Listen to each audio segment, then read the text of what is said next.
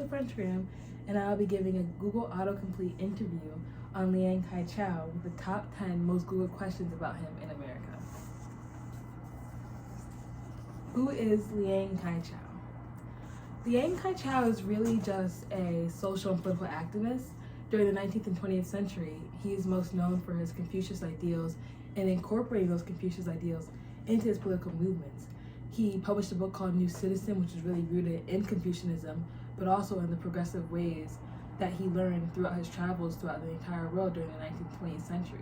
He really wanted to push for this new age modernity onto China and this sense of togetherness in the Chinese nation through all the factions that were scattered about. He really wanted to see China turn from this kind of faction nation into this nation that's really deeply rooted in unity and togetherness and having like a strong sense of national pride and pride for sisters and brothers who are of Chinese descent as well, who are immigrants in other countries such as the UK or the United States.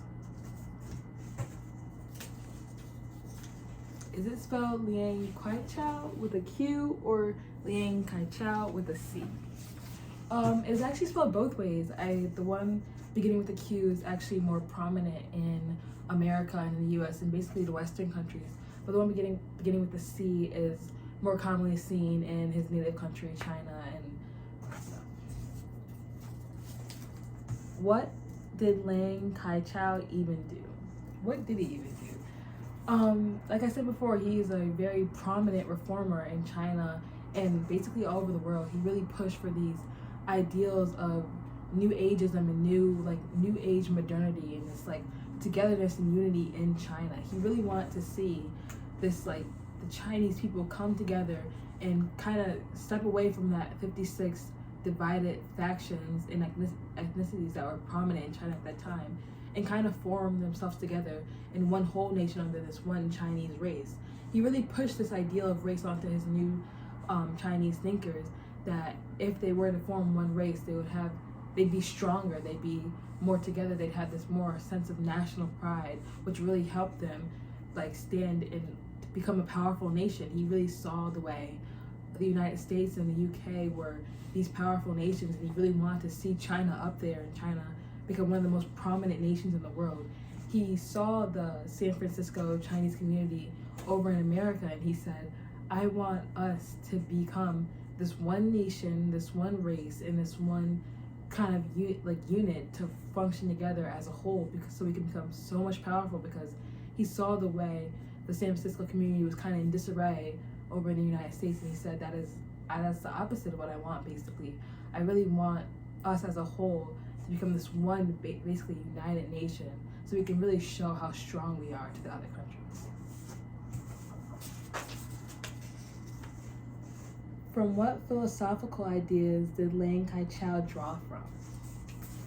Liang Qichao was an avid Confucianist. He was really rooted in Confucianism, and he was taught that from when he was 4 years old, and he reached the highest level when he was 16. And he was also under his mentor, Kang Yui. So basically his ideals were really rooted in Confucianism. When he started this social and political forum, the foundation of it all was Confucianist ideals. He did, however, step away from conservative Confucianism and started really feeling his way out into this new age Confucianism with new ideals and more abstract concepts. So he really saw the social and political ideas of race and class, and he really took it and kind of applied his Confucianist concepts to it and said, I feel like this would work for China. Was Liang Qichao a Democrat or Republican? For the short period of time it was lived, the Republic Party of China lasted from 1912 to 1913. Liang Qichao was a Democrat. But this is a different Democrat than what we would see in America. It was a Chinese Democratic Party. It was very rooted in progressive liberal ideas and very much Confucianism. It had the foundation of Confucianism, obviously, because Liang Qichao was the one who really sought it and founded it. He saw that he wanted to turn this progressive party into the whole of China, which, as it was the Republic era of China was short-lived, it actually, evolved into the Progressive Era and the Progressive Party of China, which was very prominent among entirety of China. Most people in China were a part of the Progressive Party during that time of the 20th century. Was Liang Qichao executed? This is actually a very common misconception googled by Americans about him. He was actually exiled and not executed. In 1898, Liang and his friend King they fled to Japan because they were wanted in China for their progressive ideals. China was very, very, very conservative, and they did not want Liang there at all. He was kind of the opposite of what China was pushing for during that time. But however, when he fled to Japan for those 14 years, he published so many works and he had so many ideals. His most prominent work, New Citizen, basically took over the Chinese world. It really, a bunch of new thinkers, young thinkers in China started reading his work and were like, I think this guy is right. He completely turned the tables in China during his exile as he was putting out these works and these ideals that really, really show the strong push for unity and nationalism that he really wanted China to have. Why did Liang Qichao visit America? Liang Qichao was actually very fascinated with the idea of America and what they were doing in it. He really wanted to see how the government was working for itself. And his first trip to America, he actually did not get to go on. He had to take a detour. So his second trip, he was very, very, very excited to visit America. And his first visit was the San Francisco Chinese community.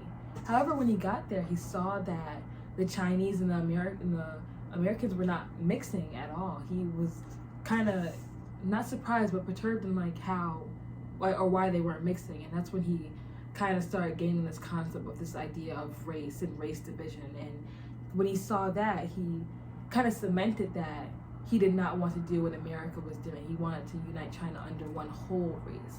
And what he saw in America was that the race was causing a hierarchy in the American class. And he said, basically, I do not want that for China. I don't want China to be faced with this hierarchy, faced with this class division. He was very anti-division. He didn't want China to be so unified because he believed in unity to equal power, unity to equal strength. And he basically saw in America that the division was causing them to have this lack of flourishment, this lack of reaching their true potential. And he did not understand why they fought so hard to break away from the British rule, only to build a new country and become so divided. And so he saw that and was like, I do not want that for China. Does Liang Qichao have writings?